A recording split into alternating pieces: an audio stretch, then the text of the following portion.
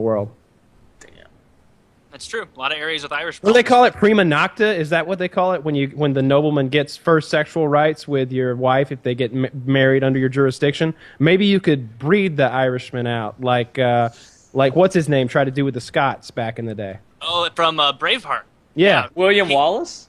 Or King well, the king. Well, William Wallace was the whole thing was that William Wallace didn't want his like wife bride. That was the thing. I forgot. Yeah, his wife got taken for wedding or first rights. He was like, no, and then he got racked. Yeah. I read up on that, and I was alert. trying to find that after the last time I watched Braveheart, which was probably 8 years ago, and I couldn't find anything. I don't think that was a real thing. It was a real thing. King actually went and fucked all these women. That's a lot of stamina. Yeah. I do remember that. It's not the king. It's the nobleman that they were going to put in charge over those lands in particular. I don't think it was everyone. It was the ones they wanted. Like, they could call upon that rule to fuck yo bitch. Yeah, if it was, a good-looking one, though. So they weren't going to be like, I'm obligated to fuck your 400-pound heifer. They had to... Fucking Peggy Potato Head over here. I got to get the deed done. That did not happen. It totally is a thing, though. It's I may be pronouncing it slightly wrong, but I think it's prima nocta or something like that. Yeah. I don't think that happened in real. I'm not saying prima nocta or crema nocta or whatever it is actually never happened, but I don't think that's what the William Wallace deal was. I don't. Mel Gibson wouldn't lie. Yeah, Mel Gibson wouldn't lie. He tells the truth about everything. And one day everybody's going to wake up and see that. William Wallace wife sex. We'll see what... You think Mel Gibson's ever going to make a comeback? Is there any way for him to come back after those crazy, drunken, anti-Semitic, racist, homophobic, and misogynistic... One of the things that he did wrong, he got old when nobody was looking. When I picture Mel Gibson, I picture Braveheart, I picture Lethal Weapon, stuff like that.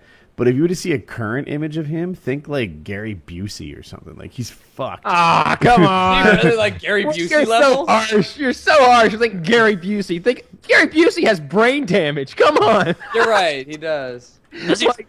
Yeah, he got in a motorcycle accident. Oh, I thought it was just crazy. No, he used to be normal. He had a motorcycle accident, no helmet, smashed his head on the curb, brain damage, and they just let him keep acting. That's why he's so fucking nuts. But he owns it. He knows he's nuts though, so he just owns it. He owns it. But he's pretty smart about it. I'm fucked. That's his TED Talk. By the way, he had a TED Talk? Yeah, he does. The wiki says that Wallace reunites with his childhood friend, and then they get married in secret, so she doesn't have to spend the night with the local English lord. It's not like the catalyst for anything, but it's a notable plot point. Okay. So, I guess it was a thing. Oh yeah, in the movie, that's totally the main part of the plot. There's this whole scene where the king is having this meeting about the Scots, and the bride, the French girl, comes in, and he kind of says it in front of her. He's like, "Let's introduce prima nocta. If we can't control the Scots, we'll breed them out." Blah blah blah blah. I'm sure you're right. Yeah. The Scottish guy, Ethan, who was at my house this week. He hates that movie. He's very proud of Scotland, and the historical inaccuracies of Braveheart just infuriate him. See, so I referred to it as a documentary all week long. Let me see why he's wrong. All right, so here's why he's wrong. Okay. I know going in that there's tons of historical inaccuracies, and at the very least, William Wallace wasn't present at all those battles. At the very least, the inaccuracies don't end there.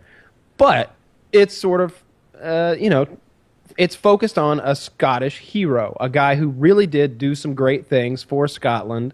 And it's Hollywood, but you should still be proud of it. When I see Daniel Boone or Davy Crockett, representing a movie, I see John Wayne up there. I don't think that's not how he did it. Come on, you're disgracing his legacy. I think, they're doing their best to make a hero out of this guy who's from where I'm from. So I think it's a great movie. I love Braveheart, and if you really want to enjoy Braveheart, whether you've never seen it before or you've seen it a bunch of times, there is a fan edit that I don't remember what it's called. But many consider it to be a superior version. And basically, they put the end of the movie, no spoilers, the very end of the movie, that thing that happens, they put that... That came out 1997. Yeah, this movie's so old. Nobody's going to be like, fuck, Kyle. That's the wind. Spoilers, We'll spoil Game of Thrones that came out a few hours earlier. You spoiled the book. The Mel Gibson's character dies at the end, and in the re-edit, they put that at the beginning of the story. So you see him die, and then the rest of the story is all uphill from there.